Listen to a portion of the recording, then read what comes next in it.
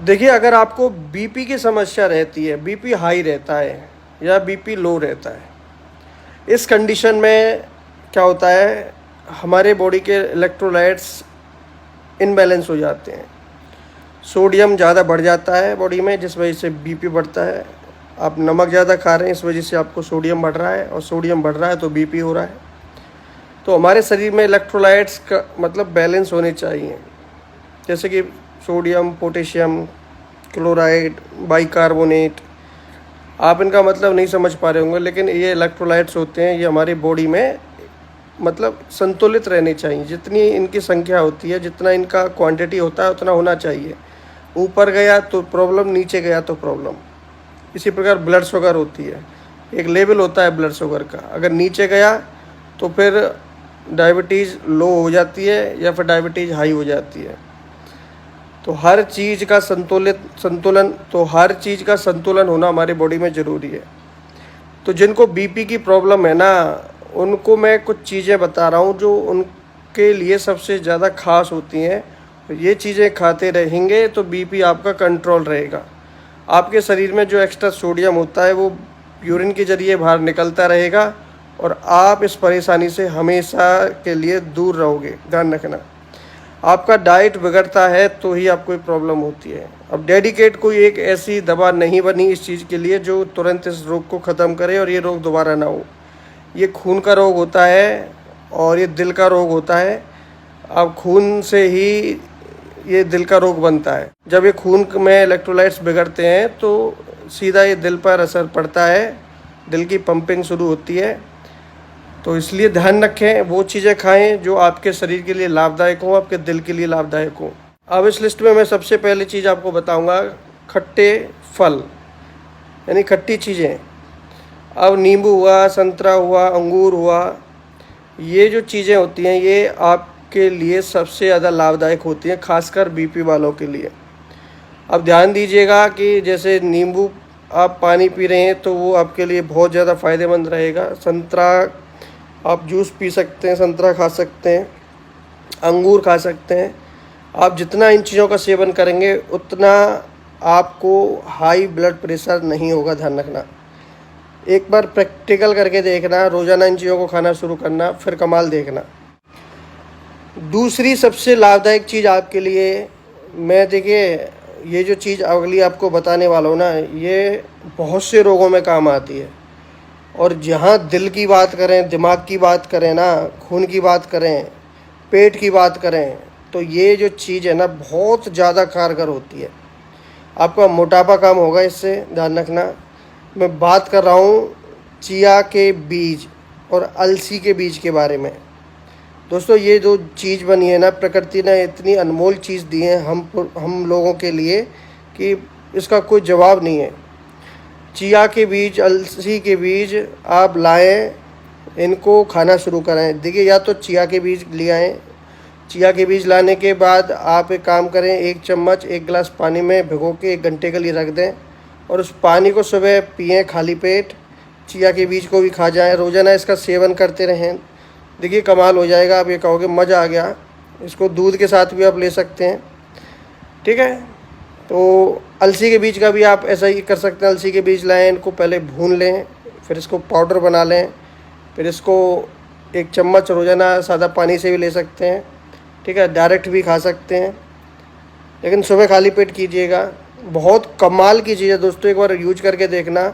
1-2 महीने यूज करना, आपको बीपी में बहुत ज़्यादा फ़र्क दिखेगा। और बीपी नहीं बल्कि बहुत सी बीमारियों में आपको फ़र्क दिखेगा। आपकी बॉडी में जो छोटी छोटी बीमारी हो जाती है, जिनका कोई इलाज नहीं मिल पाता है, जिनका कोई अभी तक नाम भी नहीं है ना, उन बीमारियों के लिए भी खास होती है। हमारे शरीर में एक बीमारी से 100 बीमारियां कनेक्ट होती हैं। ध्यान रखना, एक चीज़ ठीक नहीं हुई कि उसके साथ साथ 10 चीज़ और अपने आप ही ठीक हो जाती हैं। तो आपको अगर कोई भी बीमारी हो रही है, बॉडी में कोई भी दिक्कत हो रही है, मतलब सैकड़ों बीमारी होती हैं, लेकिन मैं बता रहा हूँ कि ये जो 2 चीज़ बनी है ये आपकी सैकड़ों नहीं, कम से कम हज़ारों बीमारियों के लिए पर्याप्त होती हैं। तो इसका भी आप सेवन करें। तो इस लिस्ट में आप इन चीज़ों को भी शामिल करें। इसके अलावा देखिए, अगर जो भी आप सब्जियां खा रहे हैं तो ध्यान रखें कि आपका सब्जियां का जो चुनाव होना चाहिए, ये हरी पत्तेदार सब्जियों का चुनाव ज़्यादा होना चाहिए। जब भी आपको बीपी की समस्या होती है तो बाज़ार का जंक फूड, बाज़ार की ऑयली चीज़ें आप बिल्कुल खाना छोड़ दीजिए। आप ध्यान दीजिए अपनी सेहत पर।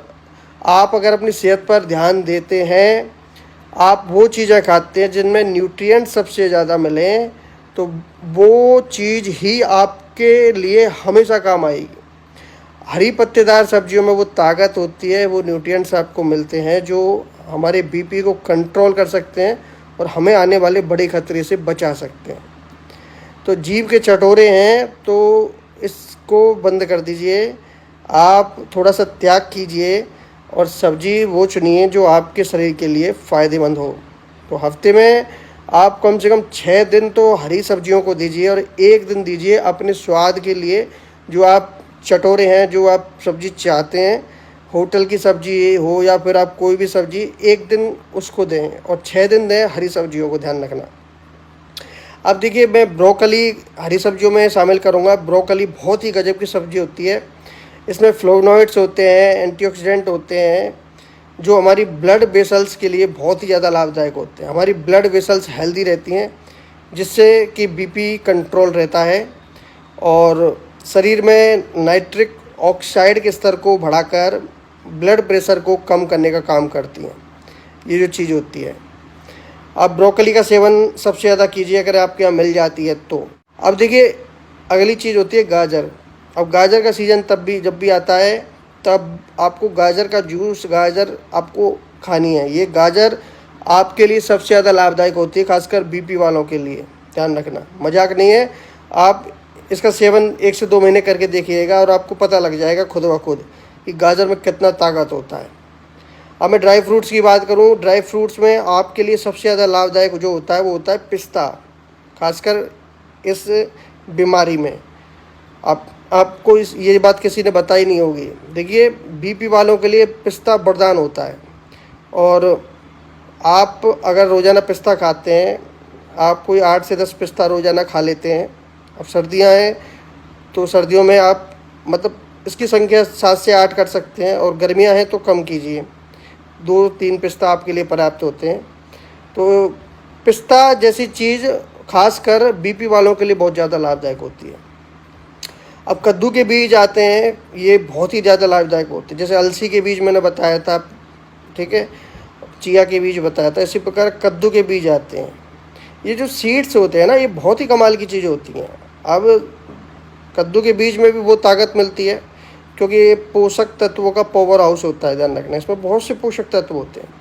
इसका सेवन भी आप उसी तरीके से करें जैसे अलसी का बीज का कर रहे थे, रोस्ट करके, थोड़ा भून के मतलब, और उसका पाउडर बना के और उसको 1 चम्मच रोज़ाना लें। अब जितना भी बीन्स आते हैं, जैसे राजमा, छोले, ठीक है, जो दाल आती हैं, बीन्स आते हैं, इनमें सबसे ज़्यादा प्रोटीन फाइबर मिलता है और ये हमारे बीपी वालों के लिए बहुत ही ज़्यादा लाभदायक चीज़ होती है, ध्यान रखना। तो कोशिश कीजिएगा इन चीज़ों को भी अपनी डाइट में शामिल करने की। और जैसे आप हरी सब्जियां खा रहे हैं, कभी आपने बीन्स बना लिए, कभी दाल बना ली, कभी हरी सब्जी बना ली। इसी प्रकार से हफ्ते का जो शेड्यूल है तैयार करें, फालतू चीज़ों की तरफ ध्यान मत दें। अब अगर आप मछली वगैरह खाते हैं तो सालमन मछली आती है, फैटी फिश आती है, इनका इस्तेमाल कीजिए। ये देखिए, ओमेगा 3 फैटी एसिड होता है इनमें और जो हमारे बीपी के लिए और दिल के लिए बहुत ही ज़्यादा लाभदायक होता है। तो ख़ास तौर पर इन मछलियों का आप सेवन कर सकते हैं अगर आप खाते हैं तो। अब आखिरी चीज़ जो इसमें सबसे ज़्यादा लाभदायक होती है वो टमाटर। देखिए, टमाटर में पोटेशियम की मात्रा सबसे ज़्यादा होती है और ख़ास तौर पर आपके डॉक्टर्स ने भी आपको बताया होगा, जब भी आपको बीपी होता है तो टमाटर का सेवन भी आपको बहुत ज़्यादा करना चाहिए, टमाटर का रस पीना चाहिए। अगर आप दिन के 3-4 टमाटर भी खा लेते हैं बीपी में तो ये आपके लिए बहुत अच्छा होता है। पोटेशियम जैसे ही बॉडी में जाता है तो एक्स्ट्रा सोडियम को बाहर निकालता है और हमारे शरीर का इलेक्ट्रोलाइट्स का संतुलन बन जाता है, ध्यान रखना। तो एक इसमें लाइकोपिन भी मिलता है जो हमारे शरीर के लिए बहुत लाभदायक होता है, दिल के लिए लाभदायक होता है टमाटर में। तो टमाटर भी आप खाएं, सलाद के रूप में खाएं, डायरेक्ट खाएं, ठीक है, ज़्यादा खाएं। मतलब मेरे कहने का मतलब, टमाटर तो आप रोज़ाना वैसे सब्जी में खाते ही हैं, लेकिन इनकी संख्या बढ़ा दें थोड़ी सी, देखना कमाल हो जाएगा। इसका जूस ही पी लें, अब जैसे सर्दियाँ हैं तो गाजर और टमाटर का जूस पी लें एक साथ में, एक गिलास बना के, वो आपके लिए फ़ायदेमंद रहेगा।